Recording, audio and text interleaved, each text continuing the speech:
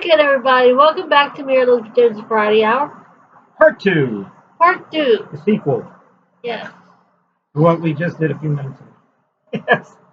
And another thing. I'm on page 3 now. Do you remember the guy Paul Harvey? Yes. He would do the news like every day at noon, and he'd give his little opinion and everything. But then he'd go right into a commercial, but it sounded like the news. And his stuff was, they spent a lot advertised because he was very good at talking about the stuff, but you kind of forgot. But then he got in a lot of trouble because people didn't know whether when he started talking about like the Bose acoustic wave, he was actually talking about something important in the news, or he was just trying to sell this stereo equipment. So what happened was they said, well, you better tell the people that you're going into the commercial. He always go page 2 or page 3, and once he said that, then you knew he was in a commercial. But he's been gone. I think his son still does it, and his name is Paul Harvey Jr. But now he's Paul Harvey, and he kind of sounds like the father too. So Dear Abby, they did the same thing. Dear Abby, her daughter does it. In fact, Abby is that's not even her name anyway. It was they said Abigail Van Buren, her twin sister was Ann Landers, but their real names were Lederer. They were from Jewish women, twin sisters from Iowa, and they were both in the advice columns. You remember Dear Abby? Oh yeah. My mom would always cut things out and show them to me and said, "This is how you should behave." I couldn't. It was all basically all teenagers were delinquents, and I was headed that way. We all to Dear Abby and the Reader's Digest and Ann Landers. We all basically were like leather jackets and cigarettes and slick back hair. They got that part right. They still got that part. And so I said, I don't want to hear about that. And we steal hubcaps, and that was for them. We were all delinquents. Yeah. And my mom would cut this out. And there was one I remember very distinctly. There was a lot of urban before the internet dispelled a lot of urban legends. But actually, the internet is actually worse now. It's actually worse now because urban legends actually just take flight. There was there's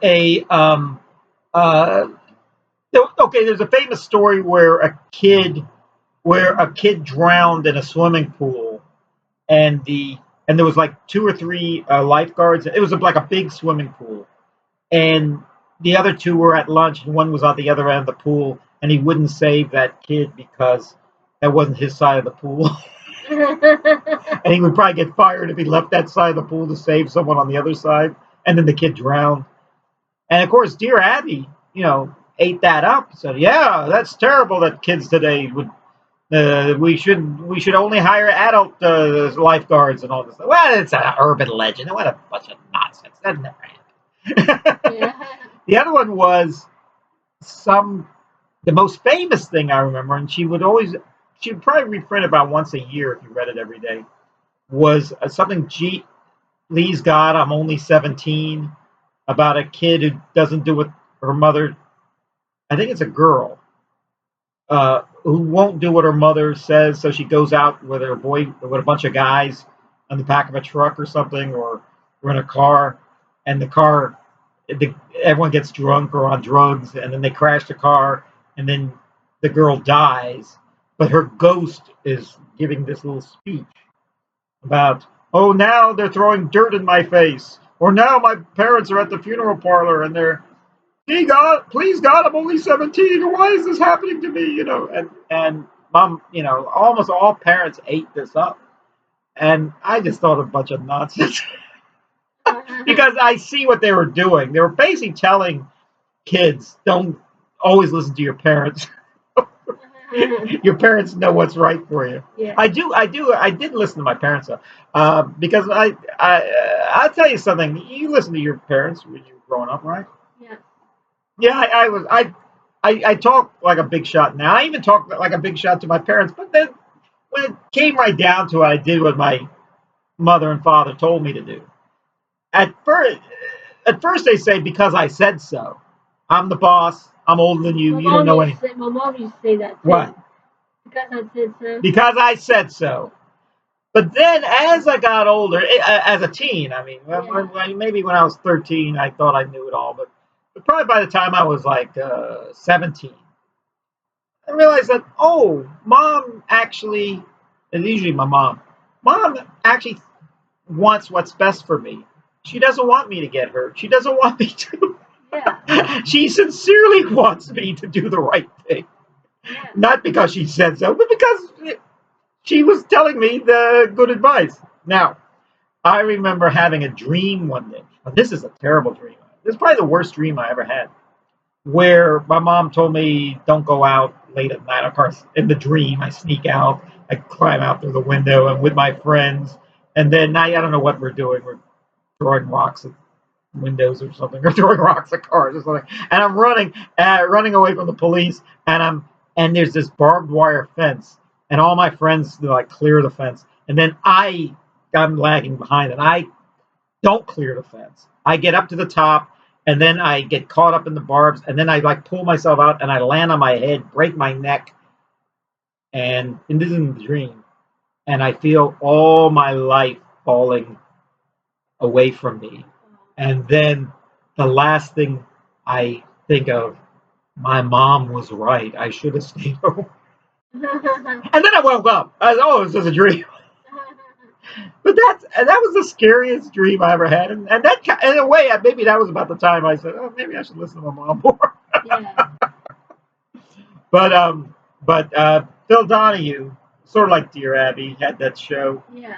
and you have a lot to say about Phil Donahue. Yeah, he used to have guys that would come on and talk about personal stuff, like like how how to treat your children and all that stuff. And they talked about other things. Plus, he had celebrities that would visit every now and then.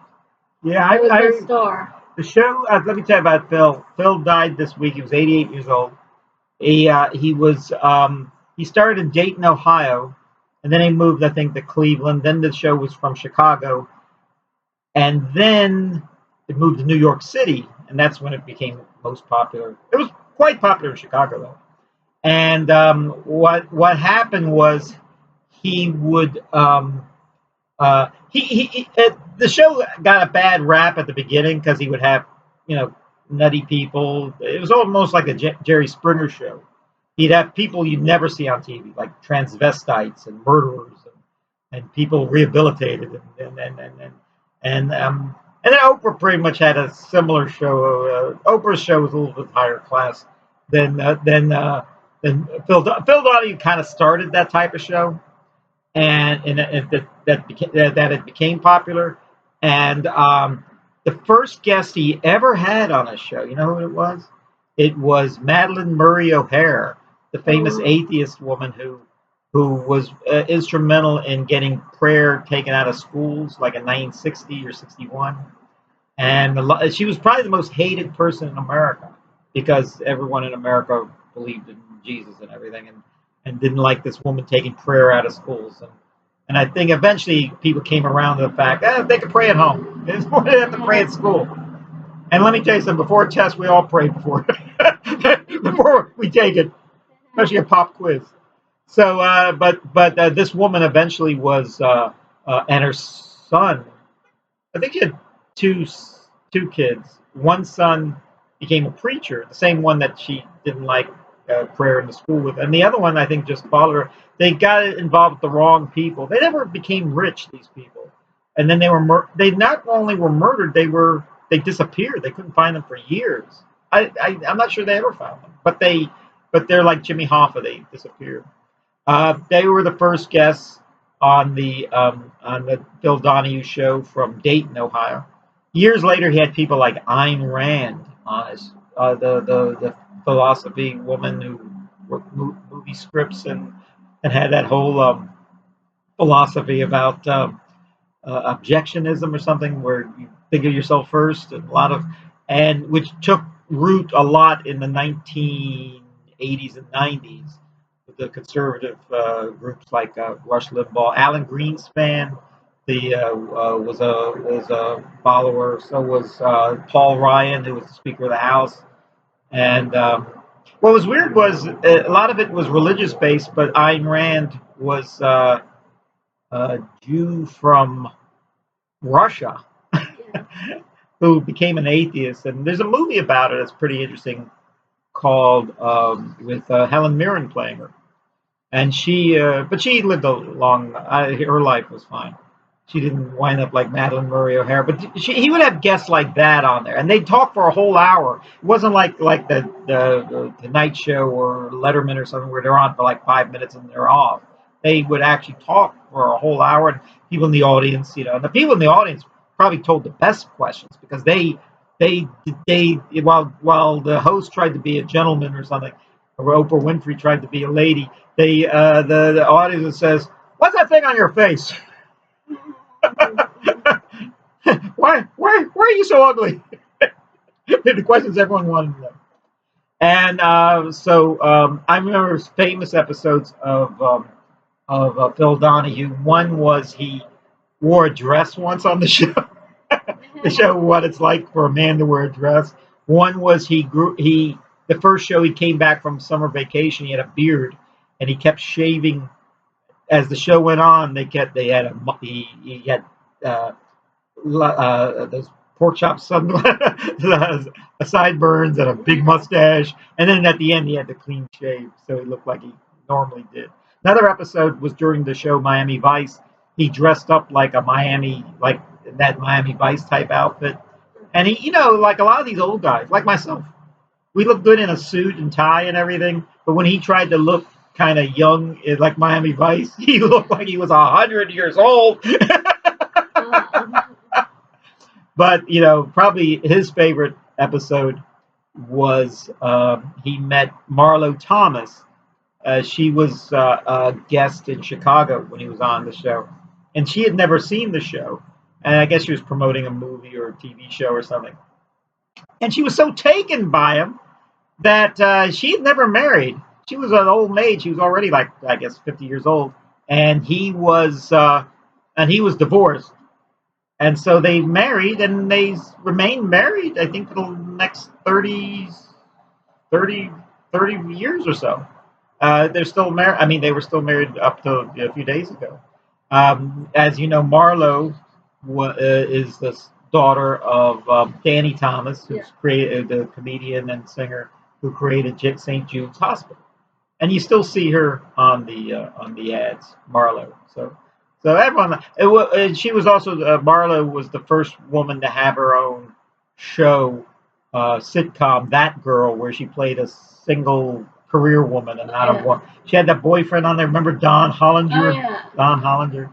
I read something really weird about it. The network, the show was never a big hit, but it was a good show. It was a well done show. I always liked watching it as a kid. And That Girl, what was kind of neat about That Girl was she had this boyfriend who didn't seem to do much of anything. It was mainly the show was about her. And as a career woman, trying to make it as an actress in New York, and her parents wanting her to move back to New Jersey or wherever she lived, was from, and everything, and become a housewife or something. And she didn't want to do that. So the network, ABC, the show was on for like 5 years. The last year, they said, "We want you to marry Don Hollinger." And she said, "No, I don't want to marry Don Hollinger. The whole show is about me being a career woman. To get married would be an anathema to what this show is all about." And so they said, "Okay, well, can you get engaged?" So they said, "Yeah, we'll get engaged." So they got engaged, and they kept putting off the wedding. And then the last show was the last show, and then she says, "I'm quitting the show." So they never got married. So you watch the show on certain episodes, they talk about getting married, but they never get married. So there you go. And but to this day, a lot of single career women and stuff think of that show. And it was good that and then Mary Tyler Moore, with her show, she never got married either. So she was married to Dick Van Dyke on the earlier show she did. So she didn't have to do it in the show with Ted Baxter and Lou Grant and Rhoda. So anything else about Mr. Donahue? You would have soap stars on a show. Have the soaps? Yeah. The soap stars and everything else. So. Did you used to watch the soaps? I watched Young and the Restless. You like Young and the Restless? Yeah. I never watched the soaps. You know why? Why? Because I saw better people than me get sucked into them. And I thought, I saw like football players, and I saw people that couldn't, and then I thought, well, then they had them on weekly, like Dallas and the Knots Landing and shows like that, Falcon Crest. And those shows were popular too. But those were once a week, and I saw how people got addicted to that. And this was before VCRs, and I couldn't stay home to watch these things. So I never got in. I never wanted to. I just like watching a show, and now with VCRs, I could watch. When you think about a show like The Sopranos, is not all that different, or the Magnificent Mrs. Maisel or something. Yeah. It's how many episodes of The Sopranos? Like about 75. It's one 75-hour movie when you think about it. You could actually go in and out at any point and continue on with that. I guess you run all the shows of Dallas the same way. And I knew it was this woman who had a VCR, and I worked with her. And you know what she did? What? I said, "What?" She says, "What do you do? What do you tape on your show?" She goes, "Well, every day I tape All My Children and General Hospital, 2 hours." And then when I come home, I watch those 2 hours. That's my shows.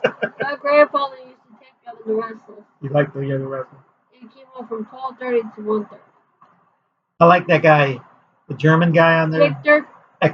Eric Braden. Yeah. He was funny. Yeah, he's still on it, I guess. Yeah, he's still on it. Yeah. He's been on for several years. There was a show my sisters liked to watch, Ryan's Hope.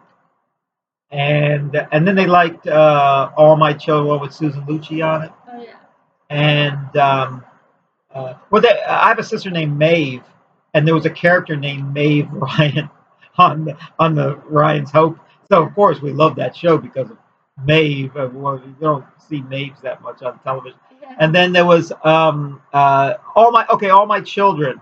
I look down on soap operas, but the acting is usually a lot of actors, started on soap operas that like Morgan Fairchild and Kevin Bacon and Alec Baldwin and Kathleen Turner. They all started on, and they all. It's good practice to become good actors. You're on every day, a new script every day. Tootsie is all about that. Yeah. How Dustin Hoffman becomes a soap actor as a woman. Yeah. But so just like Donahue dressed as a woman. So anyway, so there was this old lady on All My Children, and she was this. I thought, well, why is this old lady on this show? But she looked kind of familiar. She was Phoebe Wallingford, and she had a fancy name, And then some said she's a great actress. You don't know who that is? And I said, who is that? She goes, it's Ruth Warrick. I said, what movies is Ruth Warrick in? He goes, you ever seen Citizen Kane? She played Orson Welles' first wife in it, And she's in Song of the South, the Disney film, and she's in a lot of good stuff. And when she couldn't get a job like a 970 or something, and they offered her the part in a soap opera, and she looked down. Oh, I need the money. I guess I'll do it. I have to do it. And then that became more famous than being in Citizen Kane. Yeah. So so goes to show you, you never know, Mary. You want to be a big star. You want to be on Broadway. You want to be in Hollywood. I mean, you have to start somewhere. Here we are. Please hire us. Please hire us for your soap opera. Yeah. Now I have some CDs. We'll talk about some. I've been listening to a lot of music lately. What do you want to start with? Michael Bolton. Michael Bolton. What do you have to say about Michael Bolton? He did a lot of hits. Time, Love, and Tenderness. Soul Survivor. Did he write those songs? Yeah. I think he's a very good songwriter, or he's famously a very good songwriter. He's written songs for, like, I think, Frida Payne and Barbra Streisand and Carly Simon, people like that. But his hits, Time, Love, and Tenderness. This seems like every album I see of him, he's singing covers. He had hits like Sitting on the Dock of the Bay. That was a Otis Redding song. He had a hit, When a Man Loves a Woman. When a man loves a woman, can't keep mine on nothing else. He changed the world for good things he's found. When a man loves a woman. And don't ask me what the rest of it is. Anyway. In fact, he made a joke once. I saw him on I think Jimmy Fallon. And he goes, the problem with the song that When a Man Loves a Woman, because nobody knows what the next line is. But Michael Bolton's a really good singer. And I went to see him in Newport, and I didn't meet him, but I took lots of pictures of him, and I made a lot of friends. He has a real good fan base. Everyone makes jokes about him. And then I realized, this is at the time, I guess the 80s and 90s when he was really at his peak, that the reason why they made fun of him, they make fun of guys who are somewhat talented like that. Barry Manilow in his day, Neil Diamond in his day, Tom Jones in his day. They think of them as kind of Las Vegas type singers, but they have talent for the long haul. They're good singers and everything. When I saw Michael Bolton, he sang all his hits, and he sang cover songs and everything. There's a character in the movie Office Space named Michael Bolton, and he's always being confused with Michael Bolton, and some guy, and he's very offended by it, and his boss tells him, well, if you're so offended by the name Michael Bolton, why don't you change your name? He goes, why do I have to change my name? Why didn't he change his name? I'm not the one who sucks. One of my favorite lines, not only in that movie, probably in any movie. So Michael Bolton, what can I tell you? Oh, one last thing about Michael Bolton. Well, not about Michael Bolton, the song When a Man Loves a Woman. When I went to see, the State Fair's coming up soon. Yeah. And I'm the voice of the State Fair, so if you hear my voice on the loudspeaker, be sure to come by and say hello. And I'll give you, and I'll autograph your program for it.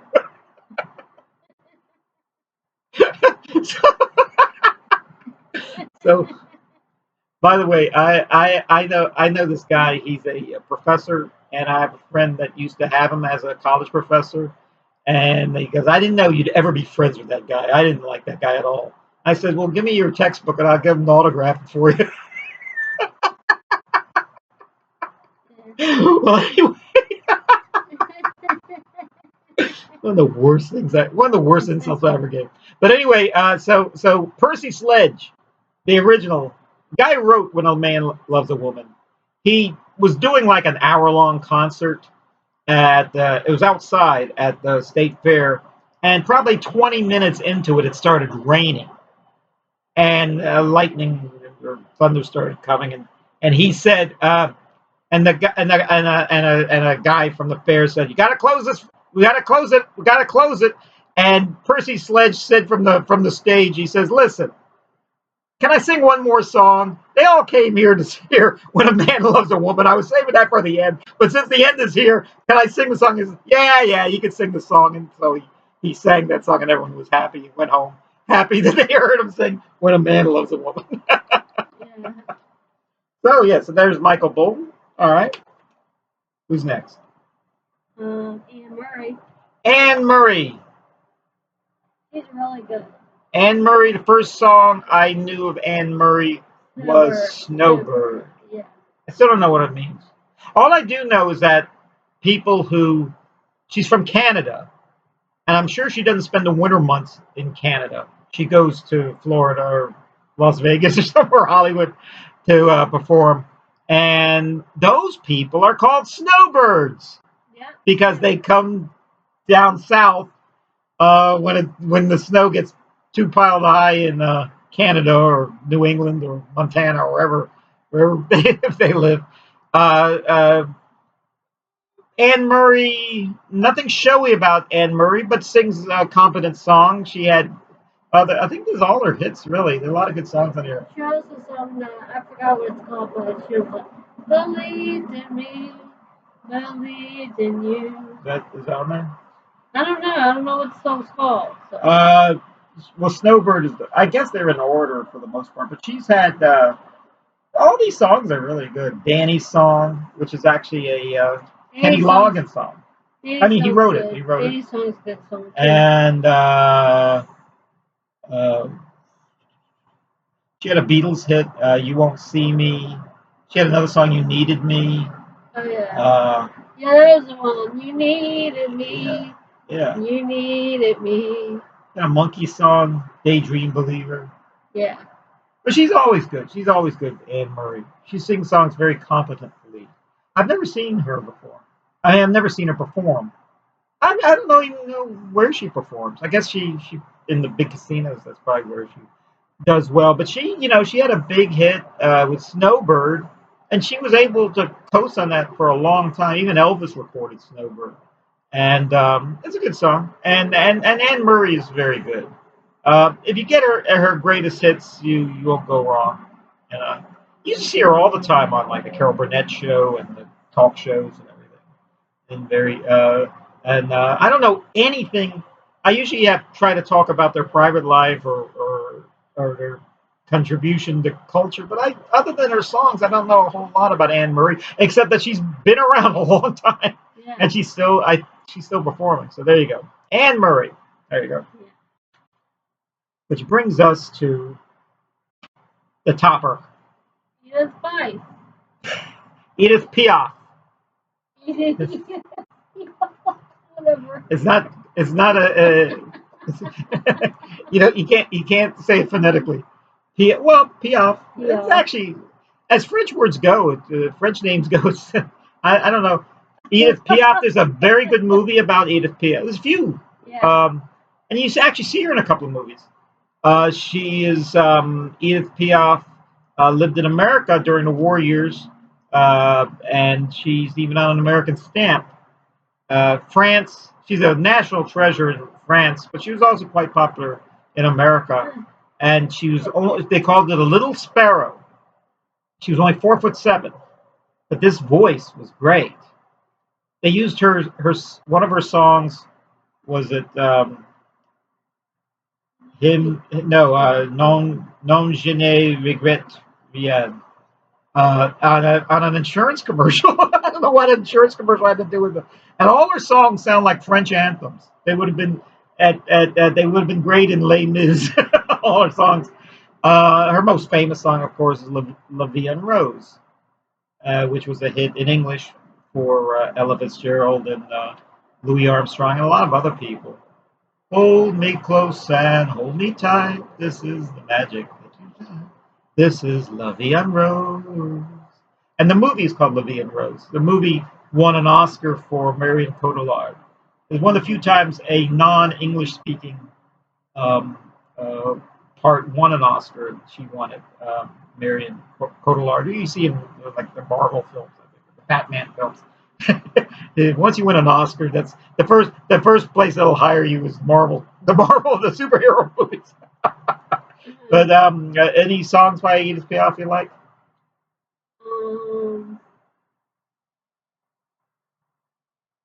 There's Hymn L'Amour.